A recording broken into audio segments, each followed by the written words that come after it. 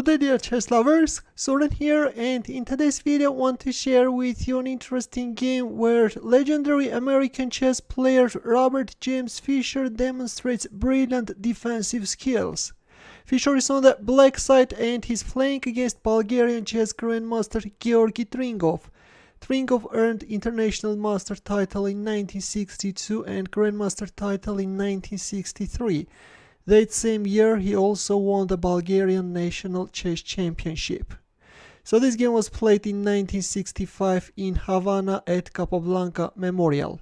Tringov opened up with e4, to which Fischer answered with c5, the good old Sicilian defenses on the board.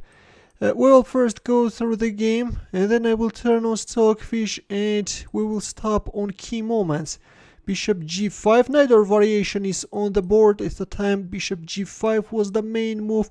f4 and queen b6. Fischer is coming after the pawn on b2. He's heading towards the poisoned pawn variation, something which was popularized by Fischer himself.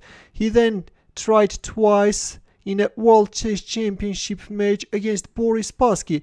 Of course, white can cover the pawn on b2 with knight b3, but white decided to sacrifice that pawn, which Fischer accepted. Capturing the pawn can result a positional loss of time or loss of material, but Fischer goes for it. Fischer goes for it because he has a huge theoretical knowledge in these lines as well as practical knowledge.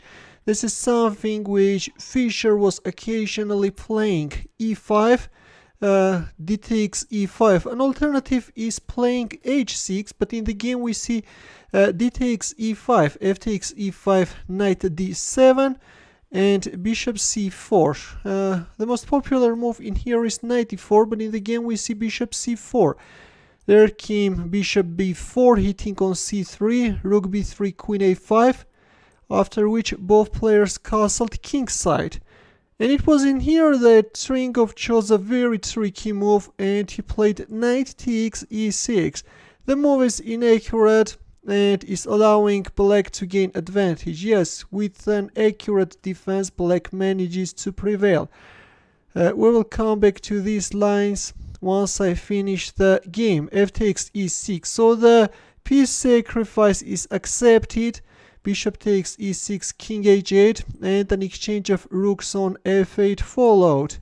Knight takes f8 is also playable. Queen f4. White queen is coming to penetrate opponent's camp. Knight c6. Meanwhile, Fischer is hurrying to develop his queenside pieces. Queen f7. Already we have a direct mating threat. And queen c5 check. The only move which saves the game.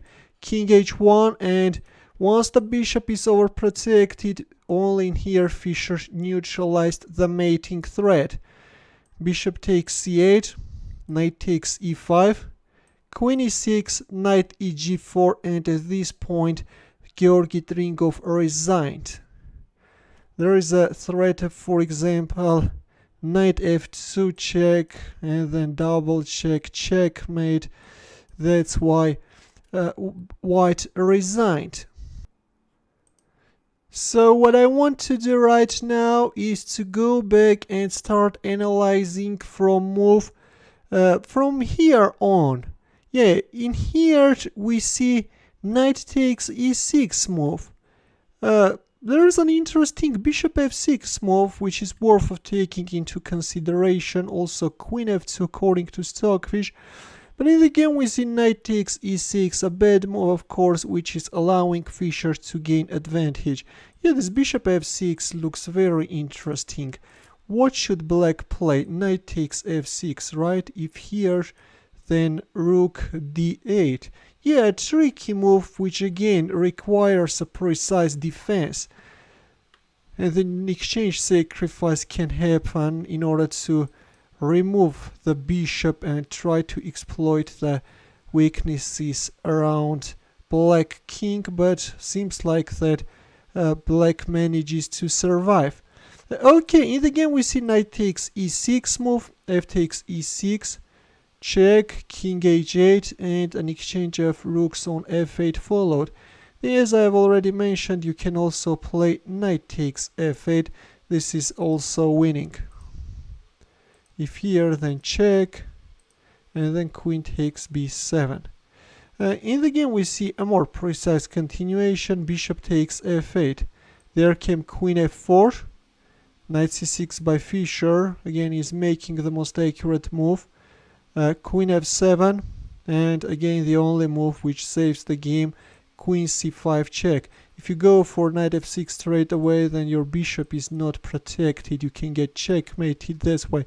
First queen c5 check, and then knight f6, and this is how Fischer neutralized the attack. Now if, for example, e takes f6, then just bishop takes e6, and then queen takes g5, and in case of bishop takes f6, again bishop e6, and then knight d4.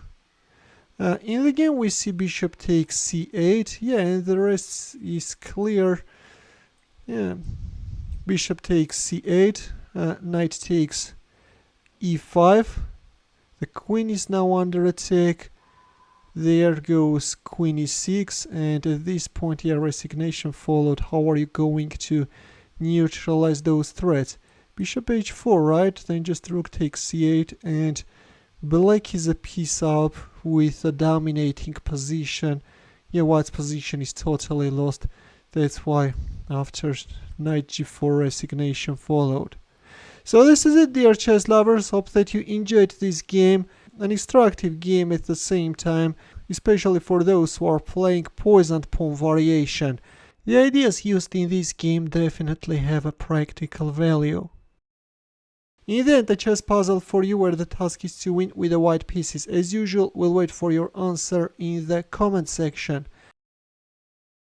Thanks for watching, we'll see you in my next video.